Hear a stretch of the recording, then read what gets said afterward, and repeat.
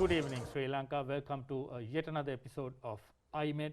Following the health guidelines, we have masked up for making sure that everyone's safe and sound, and hope you're in the confines of your homes. Looking forward to what the information that we could give, and we could talk about an important topic, something that we have seen over the last at least a year and a half with regards to COVID-19, a pandemic that's taken over the entire globe. Here in Sri Lanka, there is absolutely nothing much we could say about how things are. Everyone knows it's been really, really tough for everyone out there.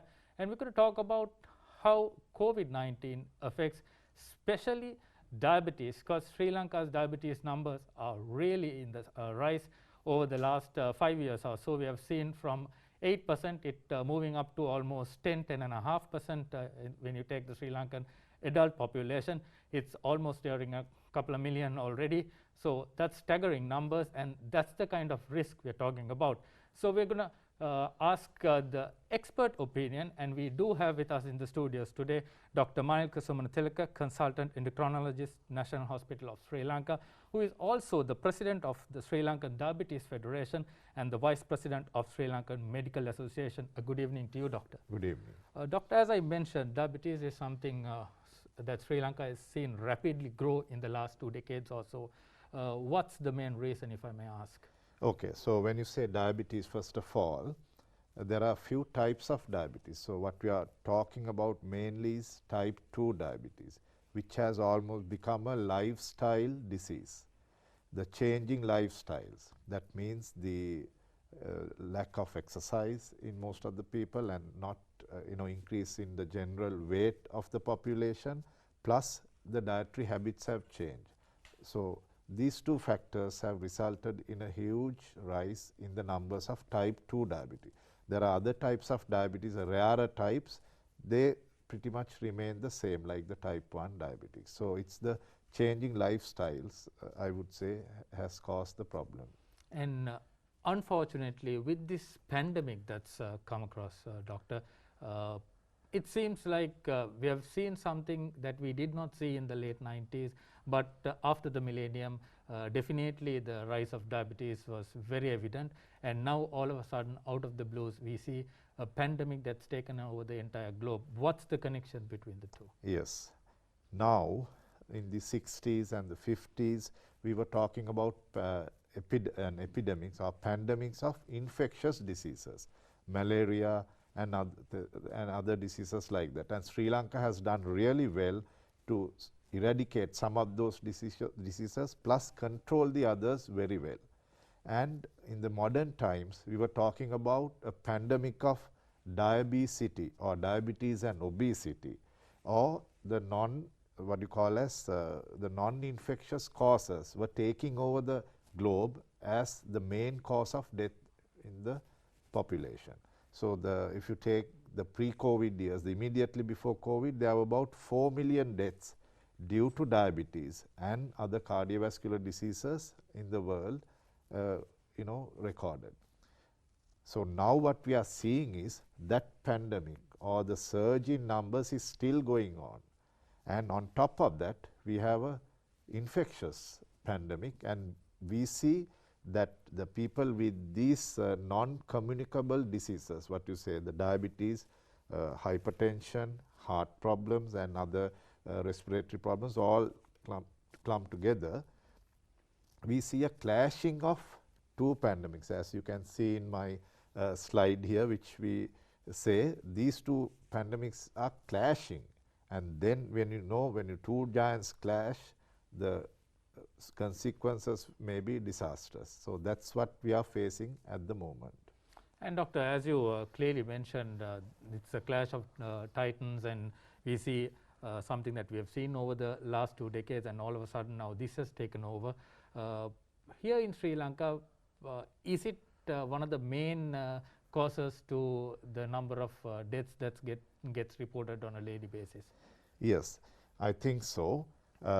Before that, let me show this little, for the interest of our viewers, I have shown this slide where this unseen virus, what we call as the SARS-CoV virus, which enters your body through this particular receptor, the ACE2 receptor. That is very important because in diabetics these receptors are what we call as upregulated. It's present in good numbers, in abundance, and it can be in your lungs or your heart or your pancreas and other major organs as in the kidneys and all that. So this virus enters to the body and it sort of gets in more sort of say efficiently in diabetics and cause problems. So coming to the mortality, I can show the earliest slide that I have here is in China. The earliest records of death, when they analyze, it showed that the cardiovascular diseases and diabetes came on top. They had a higher risk, right?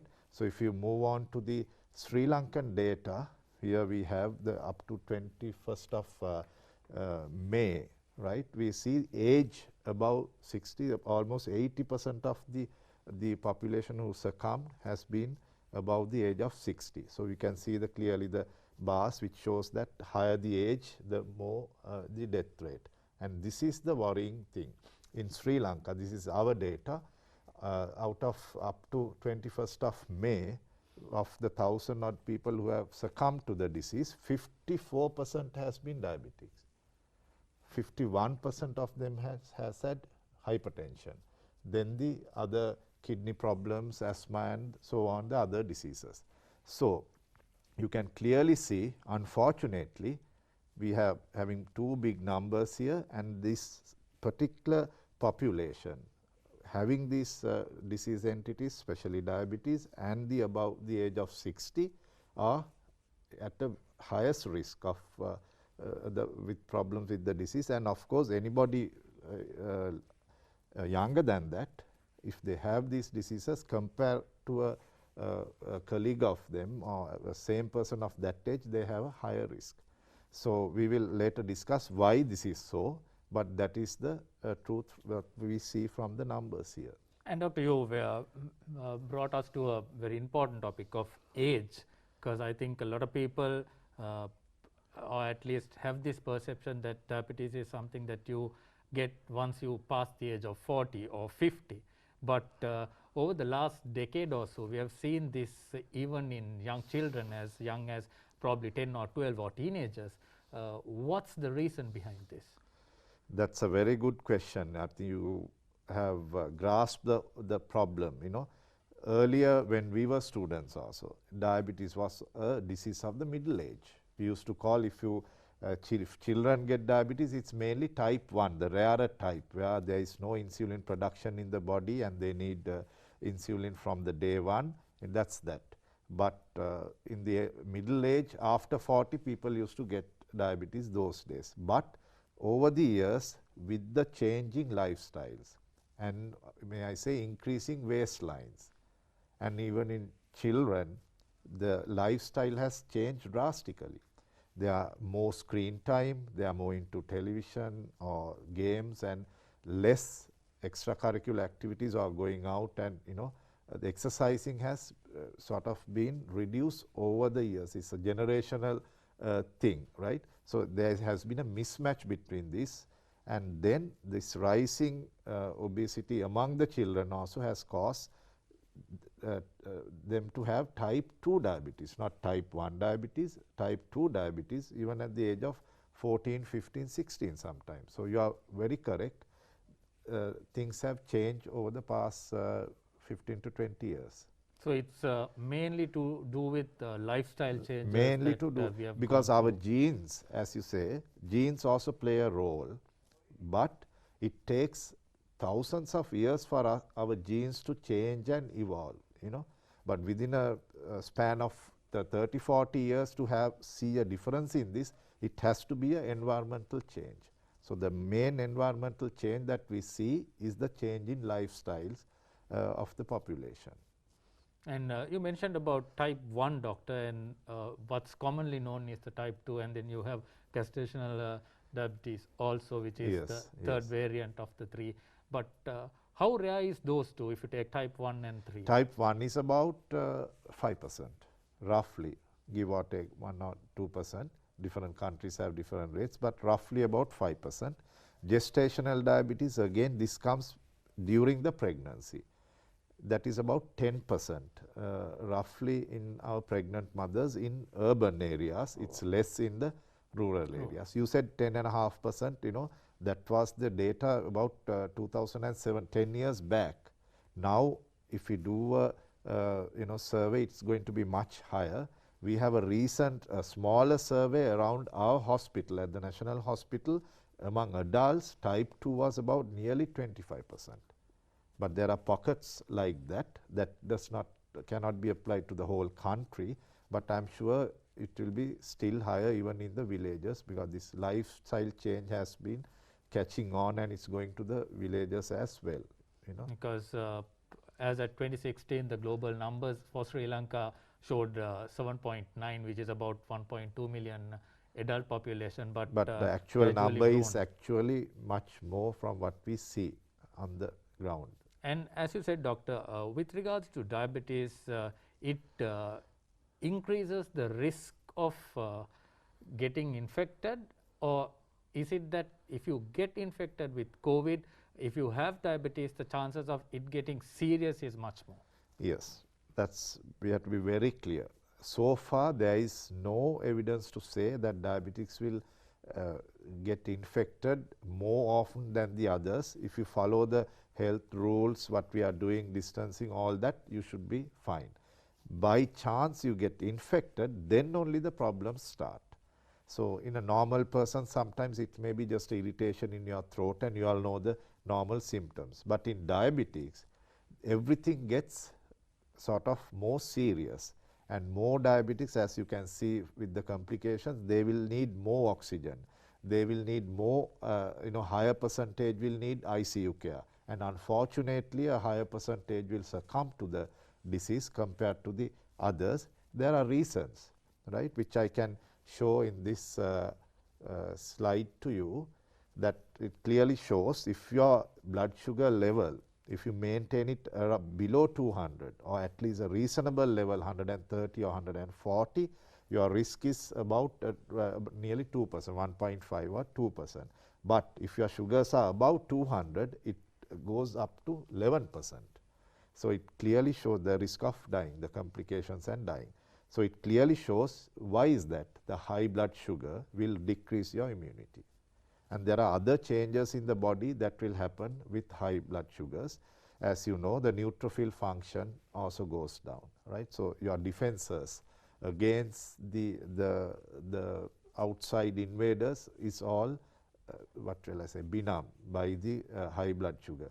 Then there's a very important point here which I want to explain very sort of to everybody. By having diabetes per se, they are more prone to get blood clots. You all know that diabetic is more has a 2 to 3 times chance of getting a heart attack, what you call as a heart attack or a stroke. That is because they have an increased tendency to cause clots, right?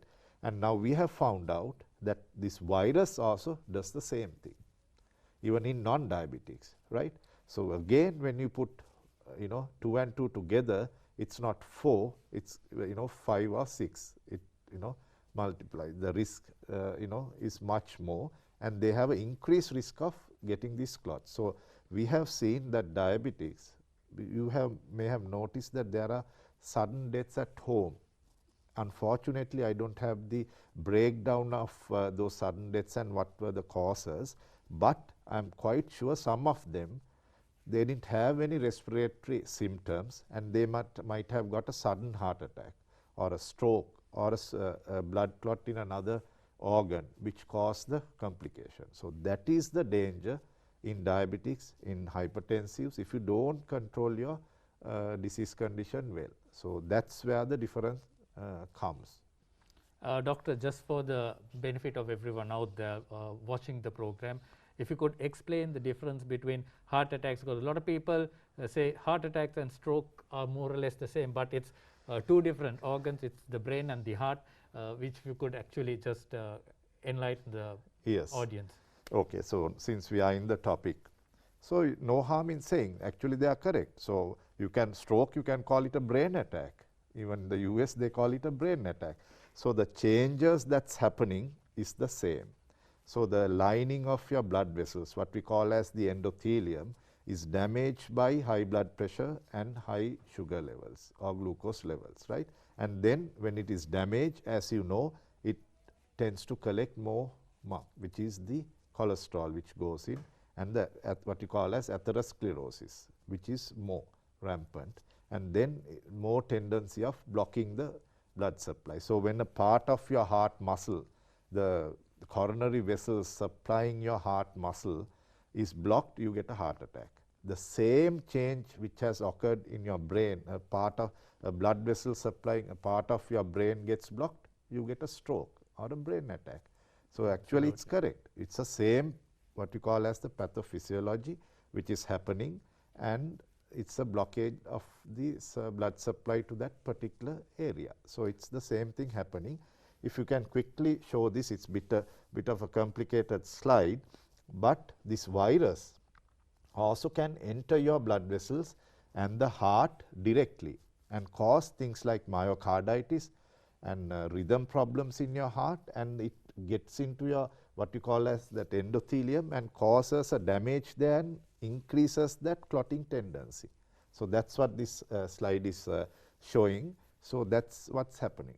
So the natural increased risk is double or quadruple by the virus.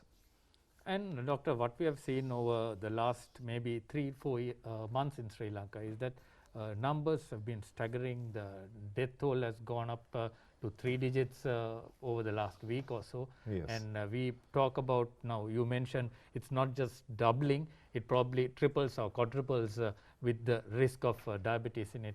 What do we people do in the case of if they do get COVID positive?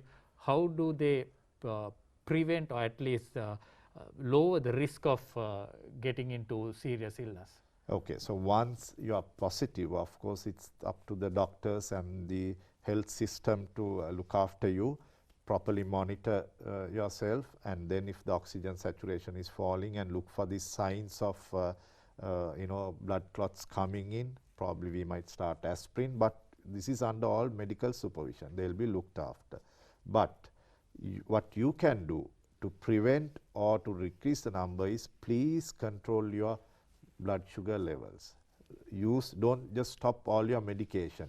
Continue all the medication until a doctor goes through the list and then adjust the medication what you are taking. Most of the medication that are routinely given can be used, except very few tablets like the newer tablets like what we call as SGLT2 inhibitors.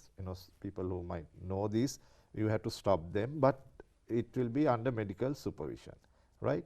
Then your diet and exercises once you get the disease, no, but diet has to be carefully looked into and make sure that you eat the right stuff.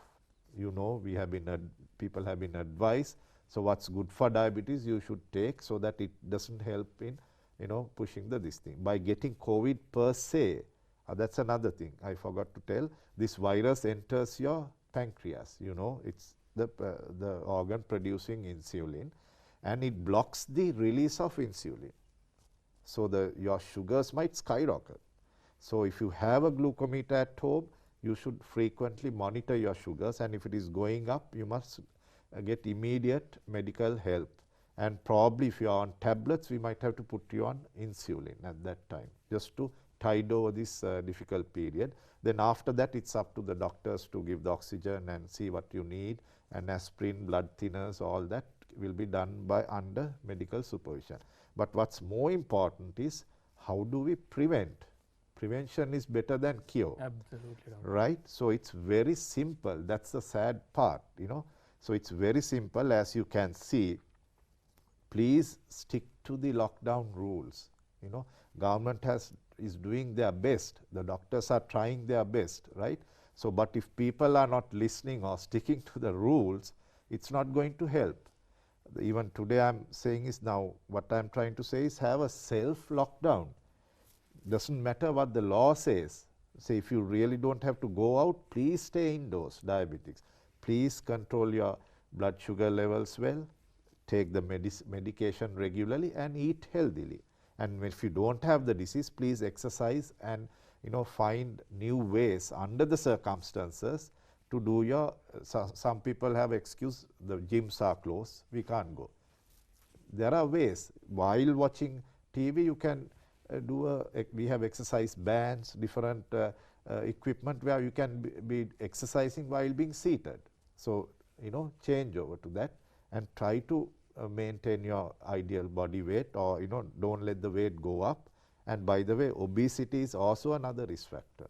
We have found in younger people, those who are very obese had an increased risk. So these are all going together, So simple things, and then of course hand washing, we have told this over and over again. I think we need not discuss. And then I'll show you this cartoon just to summarize what needs to be done. So the whole family is at home, start exercising with videos or some music, new things. It's family time, you can do new things, gardening, and then healthy diet. Stress reduction is also important. Reduce the screen time and stress reduction, whatever the method that you prefer, music or a hobby or a new hobby or gardening or something like that. You should keep your mind, exercise and all this as shown in that cartoon. You should take these measures and prevent and have a sort of maintain a healthy lifestyle even during this pandemic.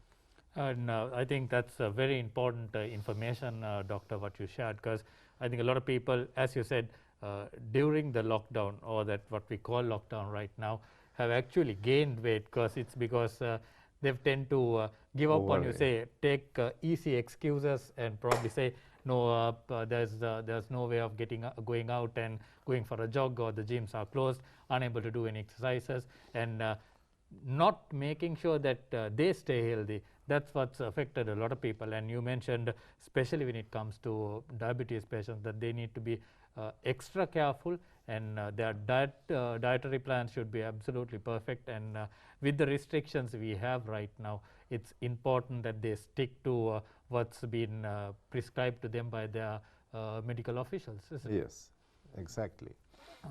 Looking at all of this, as Dr. Manilka mentioned, it's something that for all of us to keep in mind. It's not just the diabetes patients. I think all of us here in Sri Lanka, not just in Sri Lanka, I would say all across the globe, because this pandemic is here to stay.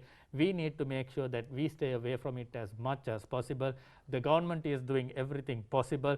The medical officials are doing their utmost. If you see some of them working almost 14, 16 hours a day just to make sure that they treat everyone that they can. So they are doing their utmost. We should do the same. I think that's the message that we would like to share. I would like to share on iMed to everyone out there. As Doctor mentioned, if we do a self-lockdown, if we do not have a reason to go out, stay indoors, make sure that everyone stays positive, and once this whole thing is over, yes, then there'll be a time for us to go out and enjoy ourselves. But for the moment, it's time for us to stay indoors, try and make sure that we take care of our family members, the loved ones, the dear ones to us, and make sure that nothing goes wrong. As Doctor mentioned about diabetes, they are the ones who are more prone to get into serious illness. So try and stay away from doing anything unwanted. And if you ever find that your sugar levels are going up, please try and get medical advice as soon as possible. So with that, it's time for me to say goodbye on today's edition. Before doing so, it's time for me to thank Dr. Manilka for being with us and sharing his expertise with regards to COVID-19 and diabetes. So that's a lot of information that we have shared. Slideshow that we also mentioned about the two titans joining together and attacking in a different force, so that for all of us to be safe and stay at home is something that we would like to share from Channel I, Rupoin, and everyone out there. It's time for me to say goodbye and see you same time, same place next week as well. It's bye-bye from me.